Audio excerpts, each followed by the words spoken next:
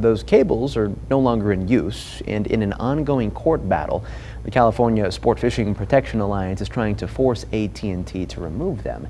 And now, locals are joining the conversation. Faith Justice spoke with Grassroots organizers who think they can get the cables removed themselves. She joins us here in the studio.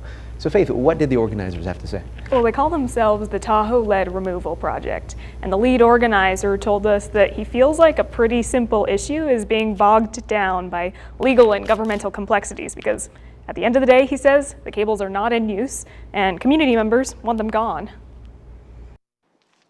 Emerald Bay.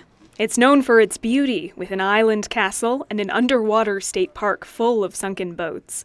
But that's not all that lies beneath the water's surface. There are defunct, lead-clad cables that run across the mouth of the bay and out along the shores of Lake Tahoe. And while those cables sit dormant amid an ongoing court battle to have them removed, neighbors think that they can get the job done with grassroots organizing. I got involved in this back in June 2020 when I observed 2 divers actually inspecting these cables. It's something that's no longer in use. It represents a potential risk to the lake. It's a no-brainer to get this lead out. Evan Dreyer and community members who are organizing with him have gone down to see the cables for themselves. Studies from AT&T and the Wall Street Journal are at odds over whether the lines pose a threat to the water quality. Scientists commissioned by both companies came up with different answers. Dreyer and his fellow organizers say, why take any risks? From Baldwin Beach, you can see that this cable is visibly deteriorating. It is not in the condition that it once was. Any lead that gets into the water, it's there forever. We don't get a second chance on this. When you talk to individual members of the community, they realize that they didn't know about it. When they know about it, it's like, why not? Why not us remove this cable? Almost 450 people have signed a petition supporting the Tahoe Lead Removal Project.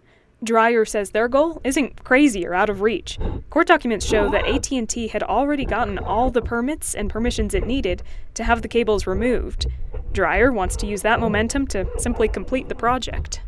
The permits have already been provided. All 7 agencies had previously signed off on it last year. So all we're asking for is the exact same authorizations, and again, to use the third-party partners. What motivates the people behind the Tahoe Lead Removal Project is their love for the lake.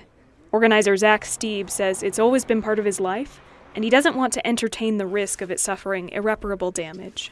I do the Trans-Tahoe race, across Lake Tahoe every year with 5 other friends, and it's just something that has been embedded. When I think of my childhood, when I think of growing up, it's always been Lake Tahoe. There's a lot of complexity, and we're trying to re-baseline it, make it simple, and say, hey, let's get the lead out, let's get it out once and for all. It's something that we know that we can do.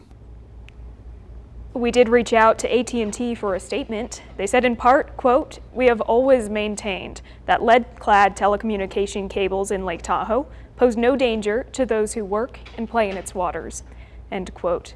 And AT&T told us that they agreed to remove the cables in 2021, simply to put a stop to the lawsuit, essentially. But they've now decided to maintain the cables in place to preserve evidence and analyze them.